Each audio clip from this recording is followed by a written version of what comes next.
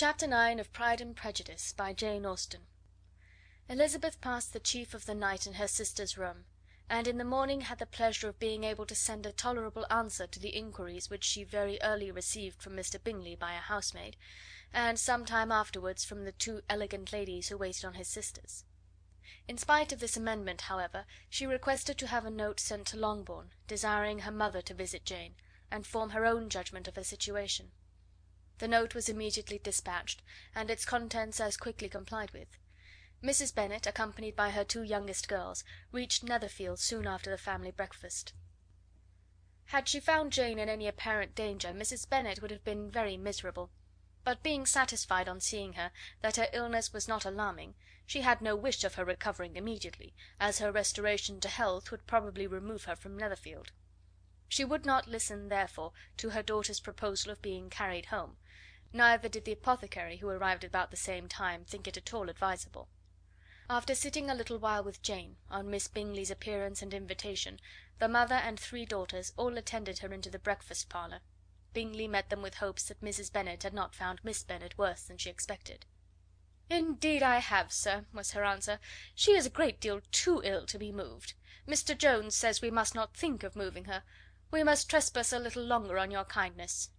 "Removed!" cried Bingley. "It must not be thought of. My sister, I am sure, will not hear of her removal." "You may depend upon it, madam," said Miss Bingley with cold civility, "that Miss Bennet will receive every possible attention while she remains with us." Mrs. Bennet was profuse in her acknowledgments.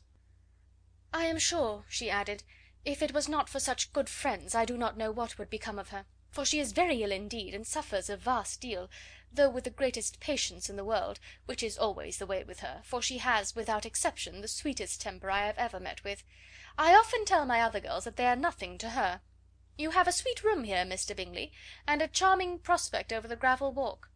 I do not know a place in the country that is equal to Netherfield. You will not think of quitting it in a hurry, I hope, though you have but a short lease." "Whatever I do is done in a hurry," replied he, "and therefore, if I should resolve to quit Netherfield, I should probably be off in 5 minutes. At present, however, I consider myself as quite fixed here." "That is exactly what I should have supposed of you," said Elizabeth. "You begin to comprehend me, do you?" cried he, turning towards her. "Oh, yes, I understand you perfectly." "I wish I might take this for a compliment, but to be so easily seen through I am afraid is pitiful." "That is as it happens.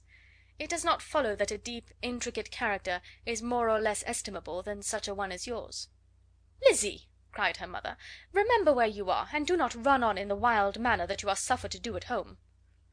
"I did not know before," continued Bingley immediately, "that you were a studier of character. It must be an amusing study." "Yes, but the intricate characters are the most amusing. They have at least that advantage." "The country," said Darcy, "can in general supply but a few subjects for such a study. In a country neighbourhood you move in a very confined and unvarying society." "But people themselves alter so much, that there is something new to be observed in them for ever." "Yes, indeed!" cried Mrs. Bennet, offended by his manner of mentioning a country neighbourhood. "I assure you there is quite as much of that going on in the country as in town." Everybody was surprised, and Darcy, after looking at her for a moment, turned silently away. Mrs. Bennet, who fancied she had gained a complete victory over him, continued her triumph. "I cannot see that London has any great advantage over the country, for my part, except the shops and public places. The country is a vast deal pleasanter, is it not, Mr. Bingley?" "When I am in the country," he replied, "I never wish to leave it; and when I am in town it is pretty much the same.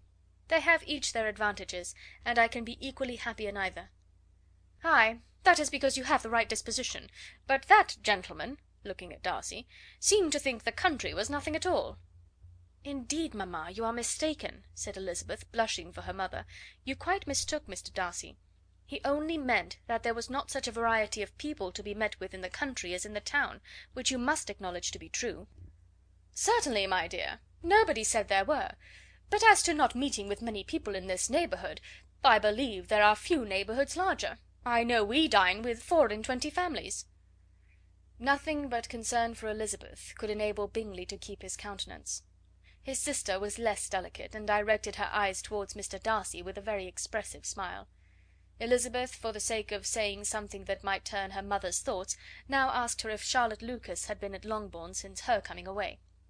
"Yes, she called yesterday with her father. What an agreeable man Sir William is, Mr. Bingley, is not he? So much the man of fashion, so genteel and easy. He had always something good to say to everybody. That is my idea of good breeding. And those persons who fancy themselves very important, and never open their mouths, quite mistake the matter." "Did Charlotte dine with you?" "No, she would go home. I fancy she was wanted about the mince pies. For my part, Mr. Bingley, I always keep servants that can do their own work. My daughters are brought up very differently, but everybody is to judge for themselves, and the Lucases are a very good sort of girls, I assure you. It is a pity they are not handsome. Not that I think Charlotte so very plain, but then she is our particular friend." "She seems a very pleasant young woman." "Oh dear, yes! But you must own she is very plain. Lady Lucas herself has often said so, and envied me Jane's beauty. I do not like to boast of my own child, but to be sure Jane, one does not often see anybody better looking." "It is what everybody says. I do not trust my own partiality. When she was only 15 there was a man at my brother Gardiner's in town so much in love with her that my sister-in-law was sure he would make her an offer before we came away. But, however, he did not. Perhaps he thought her too young. However, he wrote some verses on her, and very pretty they were." "And so ended his affection," said Elizabeth impatiently. "There has been many a one, I fancy, overcome in the same way. I wonder who first discovered the efficacy of poetry in driving away love." "I have been used to consider poetry as the food of love," said Darcy. "Of a fine, stout, healthy love it may. Everything nourishes what is strong already. But if it be only a slight, thin sort of inclination, I am convinced that one good sonnet will starve it entirely away." Darcy only smiled, and the general pause which ensued made Elizabeth tremble lest her mother should be exposing herself again. She longed to speak, but could think of nothing to say, and after a short silence Mrs. Bennet began repeating her thanks to Mr. Bingley for his kindness to Jane, with an apology for troubling him also with Lizzie. Mr. Bingley was unaffectedly civil in his answer, and forced his younger sister to be civil also, and say what the occasion required. She performed her part indeed without much graciousness, but Mrs. Bennet was satisfied, and soon afterwards ordered her carriage. Upon this signal the youngest of her daughters put herself forward. The two girls had been whispering to each other during the whole visit, and the result of it was, that the youngest should tax Mr. Bingley with having promised on his first coming into the country to give a ball at Netherfield. Lydia was a stout, well-grown girl of 15, with a fine complexion and good-humoured countenance, a favourite with her mother, whose affection had brought her into public at an early age. She had high animal spirits, and a sort of natural self-consequence, which the attention of the officers, to whom her uncle's good dinners, and her own easy manners recommended her, had increased into assurance. She was very equal, therefore, to address Mr. Bingley on the subject of the ball, and abruptly reminded him of his promise, adding that it would be the most shameful thing in the world if he did not keep it. His answer to this sudden attack was delightful to their mother's ear. "I am perfectly ready, I assure you, to keep my engagement, and when your sister is recovered you shall, if you please, name the very day of the ball. But you would not wish to be dancing when she is ill?" Lydia declared herself satisfied. Oh, yes! It would be much better to wait till Jane was well, and by that time most likely Captain Carter would be at Meryton again. And when you have given your ball, she added, I shall insist on their giving one also. I shall tell Colonel Forster that it will be quite a shame if he does not. Mrs. Bennet and her daughters then departed, and Elizabeth returned instantly to Jane, leaving her own and her relations' behaviour to the remarks of the two ladies and Mr. Darcy, the latter of whom, however, could not be prevailed on to join in their censure of her, in spite of all Miss Bingley's witticisms on fine eyes. Chapter 9.